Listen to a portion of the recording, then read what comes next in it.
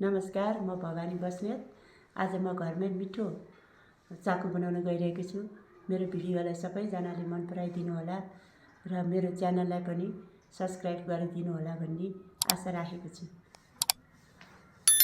अनि यहाँ चाहिँ सक्खर छ, दुध छ, अनि बदाम छ, तिल छ। यो अघि नै पखालेर मैले सुकाएँ घाममा।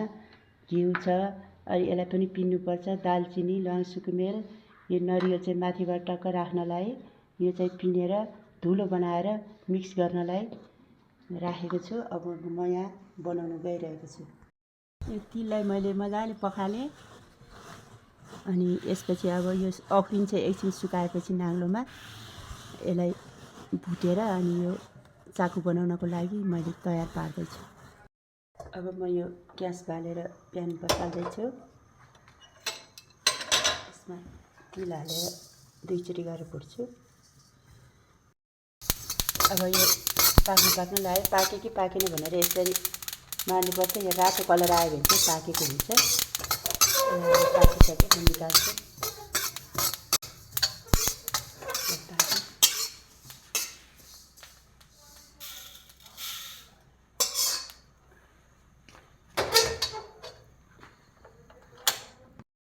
ल्वाङ सुकुमेल यसमा पिन्दैछु।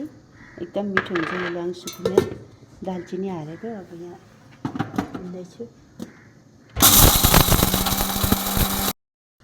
अब म नरिवल पिन्न लागिरहेको छु, तर कोर्दा पनि हुन्थ्यो। मैले चाहिँ सजिलो लागि अनि यो मिक्सरमै पिन्दैछु। अब नरिवल पनि पिने, यतिको धुलो भएछ, खन्याउँछु।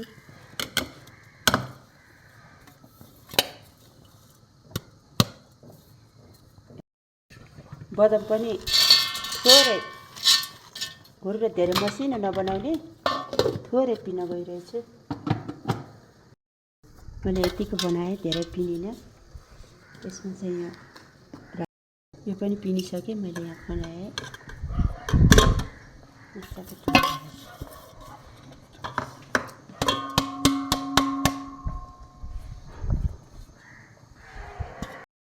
अब म दुध बसाल्दैछु यहाँ।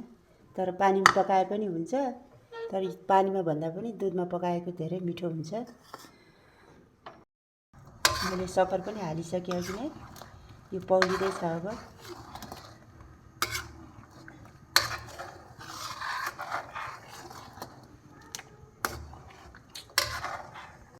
मुनिको नहाल्नु होला, मुनि चाहिँ बढी किरकिर माटोहरू बस्छ, किरकिर लाग्छ। यति चाहिँ मैले मिर्काइदिएँ। अब यो सक्खर पनि पाक्यो, यो त लेदो भयो। अब म तिल हाल्न गइरहेछु।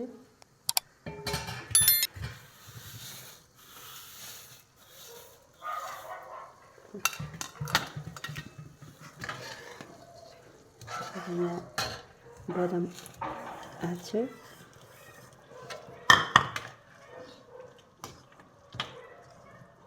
अहिले पिनेको नरिवलको धुलो पनि हाल्छु।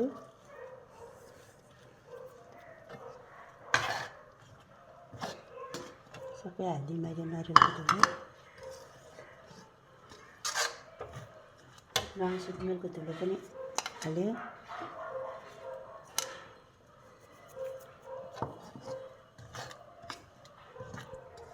म घिउ पनि हाल्दैछु। यहाँ यति हालेपछि अहिले भाँडामा पनि लगाउनुपर्छ।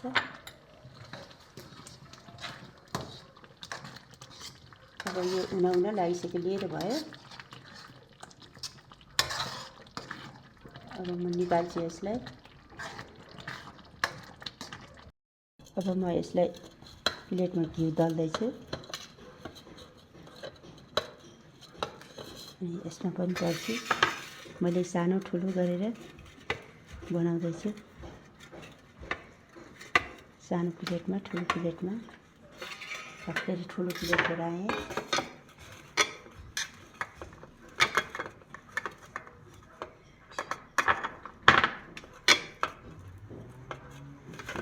घिउ थाल्यो। अब त्यो लेदो भइसक्यो। अब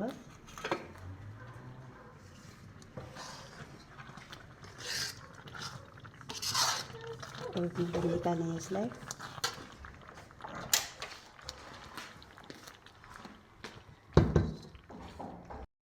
अब मैले यो निकालेँ।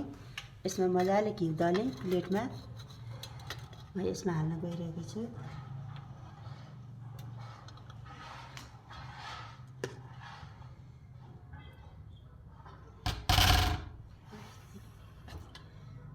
यसमा पनि हाल्छु।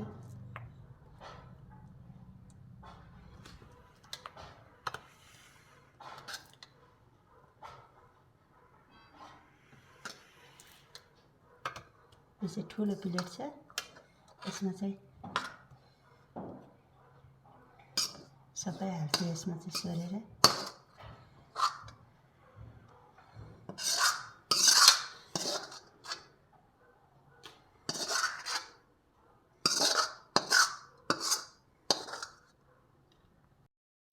अब मैले यसमा तिल माथिबाट छर्दैछु।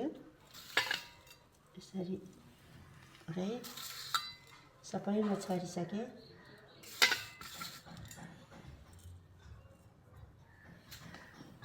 अब यसमा नरिवल राख्दैछु। राम्रो पनि देखिन्छ।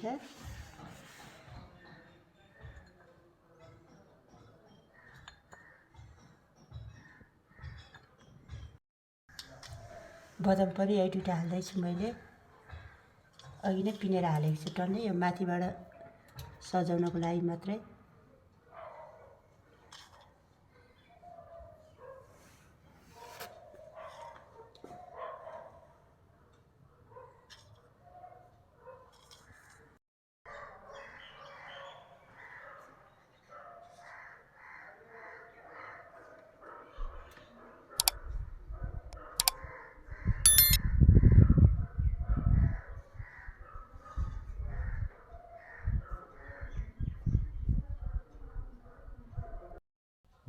अब चाहिँ मैले यो सेट भइसकेको छ। खप्लकै आयो। अब म फुटाउन गइरहेको छु कस्तो भयो भनेर। कस्तो राम्रो भएछ ल।